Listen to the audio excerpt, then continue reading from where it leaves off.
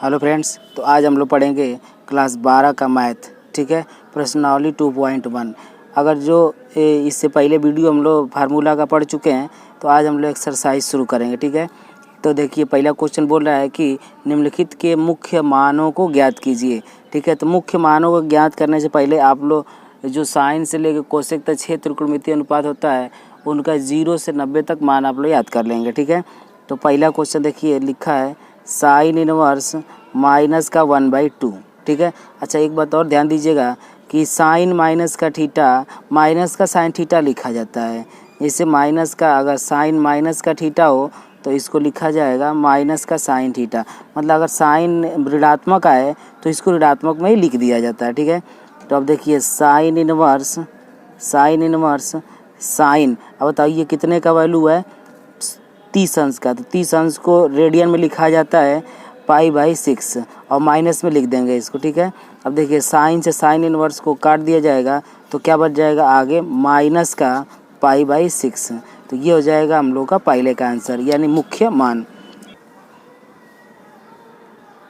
चलिए देखिए दूसरा क्वेश्चन दे रखा है कॉस इनवर्स करड़ी में 3/2। ठीक है, तो अब बताइए करड़ी में 3/2 कास में कितने अंश का मान होता है 30 अंश का होता है। तो कास 30 अंश को बताओ क्या लिख दिया जाएगा π/6। तो ये हो जाएगा कास इनवर्स कास, ये बताओ कितने अंश का वैल्यू बताएं 30 अंश का। 30 अंश को क्या लिखा जाता है π/6। ठीक है, तो कास से कास इनवर्स कट जाएगा तो क्या बच जाएगा आप लोग का π/6। ठीक है, तो दूसरे वाले का भी आंसर बताओ कितना हो जाएगा π/6।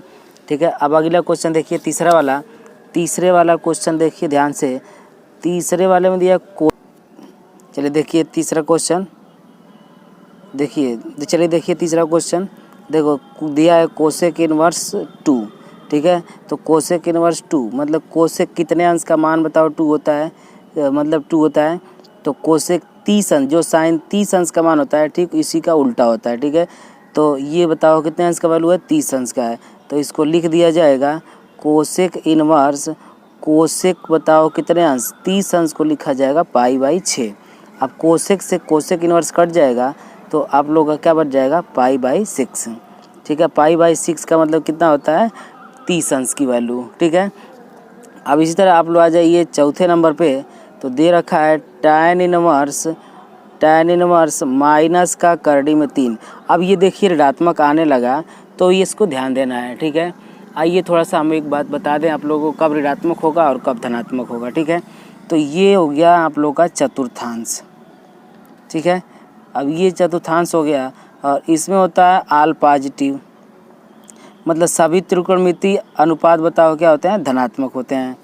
ठीक है, तो इसमें प्रथम चतुर्थांश हो गया, ये द्वितीय हो गया और ये तृतीय हो गया और ये हो गया चतुर्थ। ठीक है, तो प्रथम चतुर्थांश में साइन से लेकर कोसेक तक सब धनात्मक होता है।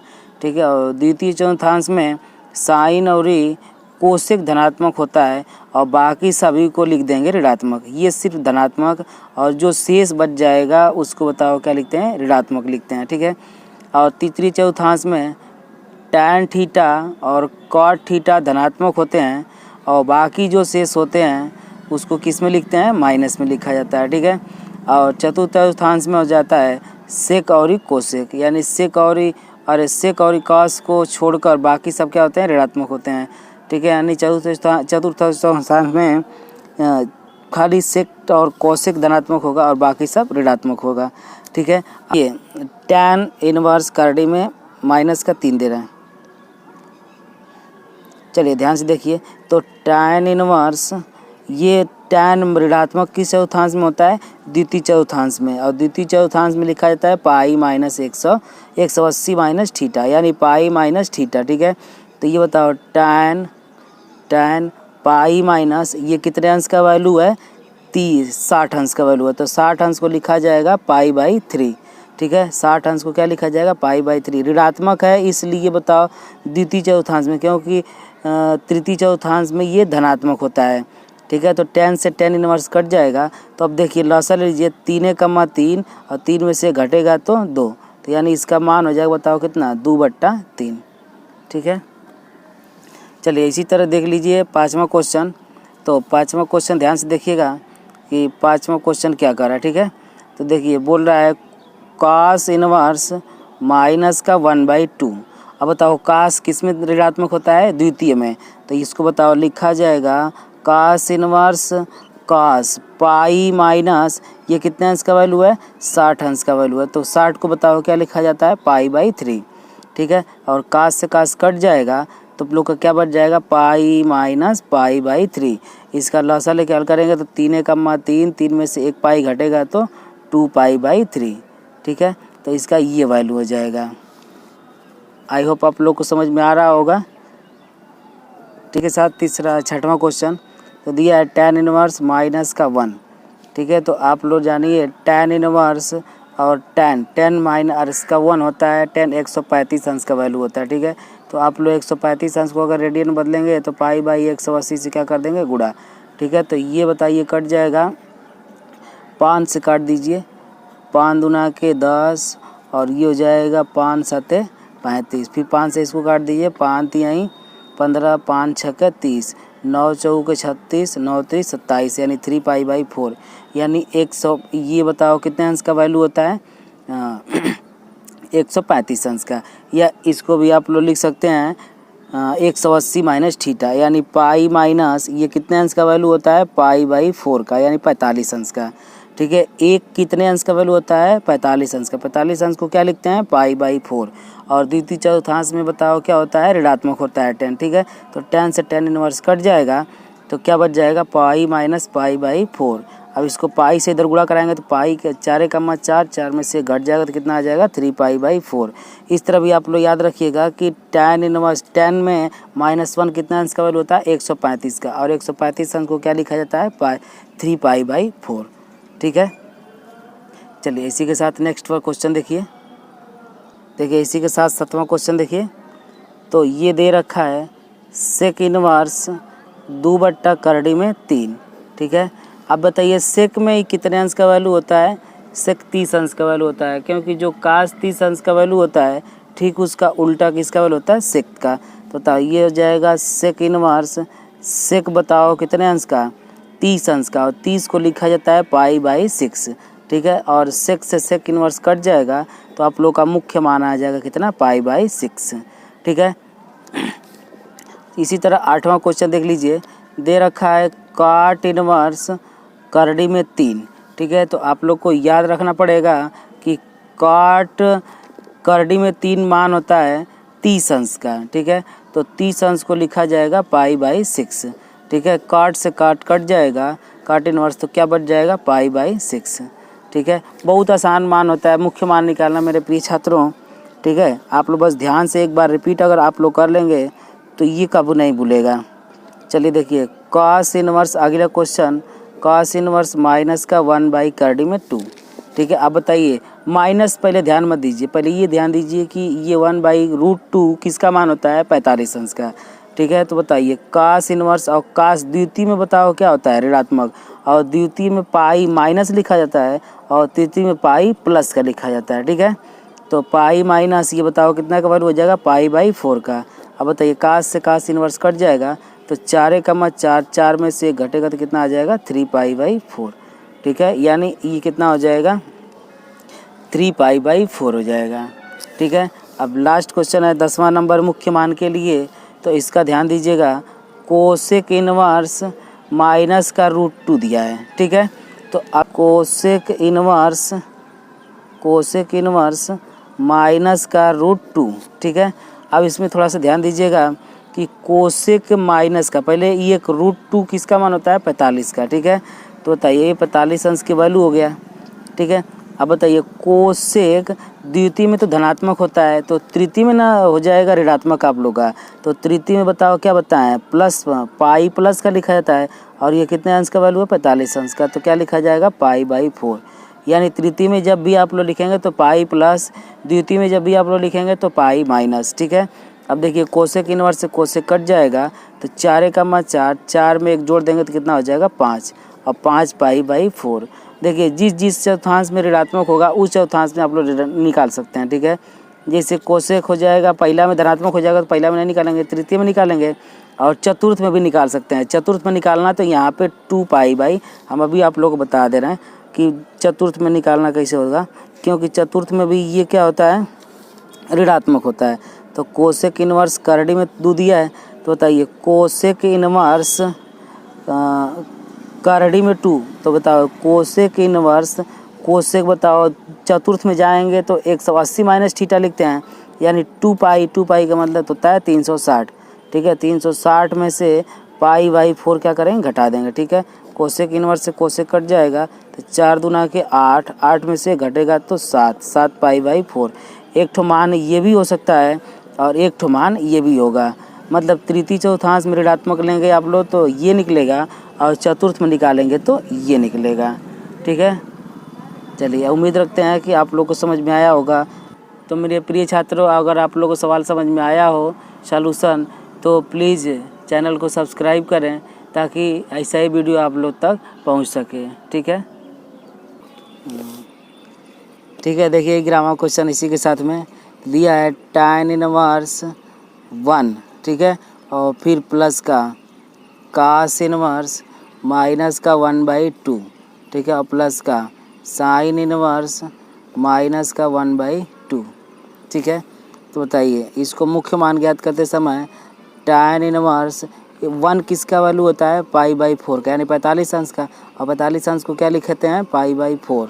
ठीक है, और प्लस का cos इनवर्स ऋणात्मक की चौथांश में होता है, माइनस में मतलब द्वितीय चौथांश में होता है, तो cos इनवर्स cos द्वितीय चौथांश में लिखने के लिए हम आपका बताएं पाई, पहले याद ध्यान देंगे इसको 1/2 किसका वैल्यू होता है, तो 60 अंश का, और 60 अंश को बताओ क्या लिखते हैं, पाई/3। ठीक है, और ये द्वितीय चौथांश में ऋणात्मक होता है, इसलिए द्वितीय चौथांश में पाई माइनस में लिखते हैं, और तृतीय चौथांश में ले जाएंगे तो ये किस में हो जाएगा, पाई प्लस का हो जाएगा। चाहो तो आप उससे भी लगा सकते हो या इससे भी लगा सकते हो। ठीक है, या साइन इनवर्स साइन, तो साइन में माइनस का ही मान लिखा जाता है, तो साइन 1/2 होता है 30 अंश का वैल्यू, तो 30 अंश को लिखा जाएगा पाई/6, लेकिन साइन माइनस में थीटा माइनस को ही लिखा जाता है। ठीक है, साइन जितना भी आएगा अगर ऋणात्मक मान रहेगा तो ऋणात्मक मान ही लिख देते हैं। ठीक है, और ये वाला साइन से साइन इनवर्स कट जाएगा, कास से कास इनवर्स कट जाएगा, और टेन से टेन इनवर्स, तो आप लोग का बच जाएगा पाई/4, और इसको गुणा कर लेंगे 3 का 3, 3 में से घट जाएगा तो कितना आ जाएगा 2 पाई/3,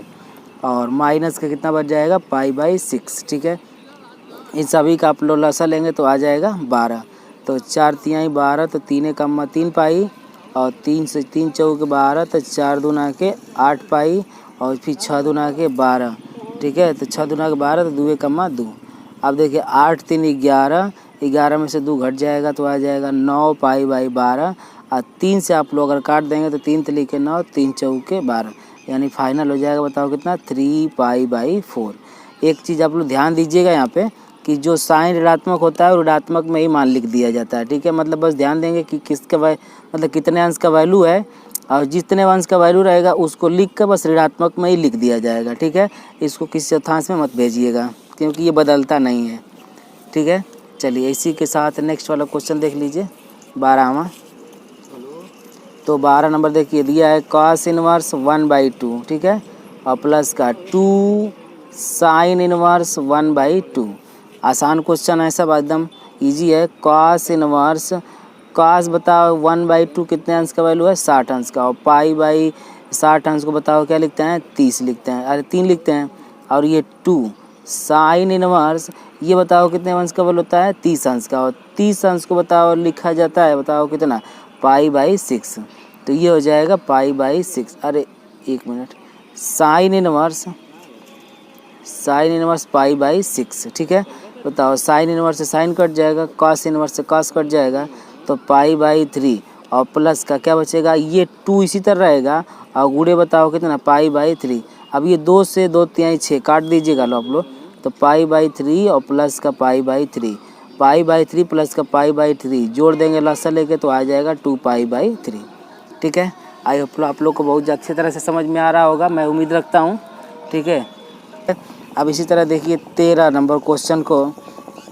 तो 13 क्वेश्चन देखिए दिया है साइन इनवर्स x बराबर बताओ दिया है y, और ये मान रिप्रेजेंट करेगा, मतलब बता रहा है कि कितने अंश में वैल्यू रहेगा, ठीक है। चलिए देखिए, तो साइन इनवर्स x बराबर y दिया है, ये आप लोग को बता दे रहे हैं, बहुविकल्पी क्वेश्चन है। तो साइन अगर उधर छोड़ के जाएगा तो साइन y बराबर हो जाएगा x, और साइन का जो वैल्यू होता है वो निम्नतम होता है माइनस का π/2 से और किसके बीच, π/2 के बीच का, मतलब बहुत अधिकतम होगा तो π/2 और बहुत न्यूनतम होगा तो माइनस का π/2। यानी हम कह सकते हैं साइन माइनस का 1 और 1, मतलब इसका प्रांत और परिसर होता है, प्रांत और परिसर का जो निर्देशांक होता है वो -1 और 1 के बीच में होता है, ठीक है। तो इसका वैल्यू बताओ कितना हो जाएगा, -π/2 से कितने तक, π/2 तक। या इस तरह आप लोग लिख सकते हैं π/2 r equal is greater than y, और फिर r equal is less than, बताओ कितना, π/2। यानी इसका मान जो होता है y का मान π/2 भी होगा, लेकिन π/2 से क्या होगा, बड़ा होगा। ये इसका चिन्ह का मतलब यही होता है। और इधर का चिन्ह जो लगा है तो इसका मतलब है कि y का वैल्यू जो है π/2 मतलब 90 भी होगा, या 90 से क्या होगा, कम भी होगा। अगर ये चिन्ह नहीं लगा रहता तो 90 से छोटा होता, ठीक है। चलिए देखिए, इसी के साथ नेक्स्ट वाला क्वेश्चन, लास्ट क्वेश्चन। चलिए देखिए 14 नंबर क्वेश्चन, ठीक है। तो दिया है tan इनवर्स करड़ी में 3 माइनस का सेक इनवर्स -2, ठीक है। अब थोड़ा सा ध्यान दीजिएगा लोग कि कितने अंश का वैल्यू होता है, बस यही आप लोगों को ध्यान देना है, ठीक है। अब देखिए tan इनवर्स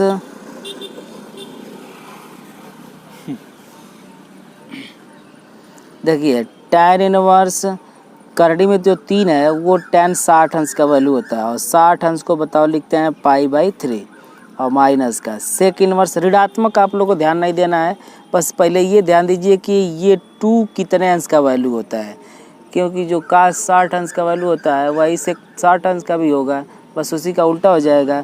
तो बताओ सेक 60 अंश का, अब सेक किस चौथांश में ऋणात्मक होता है, प्रथम और द्वितीय में भी होगा। तो द्वितीय में बताओ क्या लिखोगे, पाई माइनस, ठीक है। तो पाई माइनस इसका वैल्यू बताओ π/60, अरे π/6 होगा ना, क्योंकि 60 अंश का वैल्यू है। और 60 अंश को बताओ क्या लिखते हैं, π/3। अगर ये ले रहे हैं प्रथम चौथांश में, तो अगर द्वितीय चौथांश में लेंगे, अरे तृतीय में लेंगे तो पाई प्लस का, द्वितीय में लेंगे तो पाई माइनस का, ठीक है। ये वाला में ना ये 90 का होता है, और ये पाई से थोड़ा सा कम होता है जो भी लिखा जाता है, और ये पाई प्लस का होता है, और ये 2 पाई माइनस का थीटा लिखा जाता है, ठीक है। तो जब भी आप इसमें आएंगे तो पाई माइनस लिखेंगे, और इसमें जाएंगे तो पाई प्लस का लिखेंगे। और काश द्वितीय और में भी और तृतीय में दोनों में भी ऋणात्मक होता है, ठीक है। तो अब बताइए tan से tan इनवर्स चला जाएगा, और सेक से सेक इनवर्स चला जाएगा, तो π/3, और 3 और 3 में से घटेगा तो 2 π/3, ठीक है। तो अब थोड़ा सा ध्यान दीजिएगा, इसका लसा आप लोग लेंगे तो ये लसा लेंगे तो बताओ मतलब 3 आएगा, 3 में से मतलब 2 पाई में से 1 पाई घट जाएगा, क्योंकि नीचे का लसा बराबर है। तो बताओ कितना आ जाएगा, -π/3, ठीक है। अगर यहाँ